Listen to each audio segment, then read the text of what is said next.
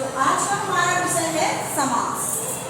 समास का अर्थ होता है संक्षेपण, अर्थात जब दो या दो से अधिक शब्द अपने बीच की विभक्ति को छोड़कर आपस में मिलते हैं तो इसे समस्त पद कहते हैं और उनके मिलने की इस प्रक्रिया को भी समास कहते हैं। समास के मुख्य 6 भेद।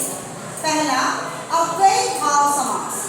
इसमें पहला पद अव्यय होता है। अव्यय उस शब्द को कहते हैं जो अपरिवर्तित रहता है, यानी किसी भी अवस्था में वो बदलता नहीं है। जैसे प्रतिमास, उसका अगर हम समास विच्छेद करेंगे तो यह होगा हर मास। दिनों दिन, दिन ही दिन में। दूसरा है तत्पुरुष समास। तत्पुरुष समास, इसमें उत्तर पद प्रधान होता है और पूर्व पद गौण होता है। इसमें कारक की 8 विभक्तियों का प्रयोग किया जाता है। जैसे भूखमरा, भूख से मरा, राजपुत्र, राजा का पुत्र इत्यादि। तीसरा है द्विगु समास। द्विगु समास में इसमें पहला पद संख्यावाची विशेषण होता है, अर्थात पहला शब्द हमेशा नंबर होता है, संख्या होता है। जैसे यहाँ है त्रिफला। त्रिफला यानी 3 फलों का समूह। अगर हम बोले पंचवटी, 5 वटों का समूह। अगर हम बोले चौराहा, 4 राहों का समूह इत्यादि। चौथा है द्वंद्व समास। द्वंद्व समास, इसमें दोनों पद प्रधान होता है, अर्थात जैसे माता और पिता दोनों की प्रधानता है। यहाँ हम अगर बोलेंगे रात दिन, दोनों की प्रधानता है, तो इसका समास विग्रह कैसे होगा? माता पिता का माता और पिता, रात दिन का रात और दिन। पांचवा हमारा समास है कर्मधारय समास।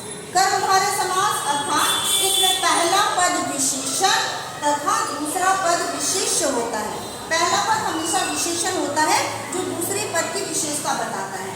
जैसे यहाँ हम अगर कहेंगे सुपुत्र, सुपुत्र मतलब अच्छा है जो पुत्र। अगर हम कहेंगे नील गाय, तो नीला है जो गाय, ये गाय की विशेषता है कि गाय नीला है। छठा है हमारा बहुव्रीहि समास। बहुव्रीहि समास, इसमें दोनों पद प्रधान ना होकर तीसरा पद प्रधान होता है, अर्थात इसमें जो शब्द आते हैं उसका एक तीसरा अर्थ निकलता है।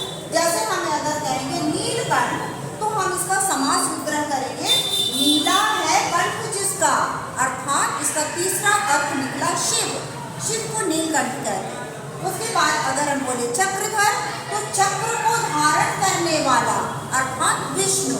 तो इस तरह से इसका तीसरा जो अर्थ निकला वो विष्णु है, इसलिए इसे हम कहेंगे बहुव्रीहि समास।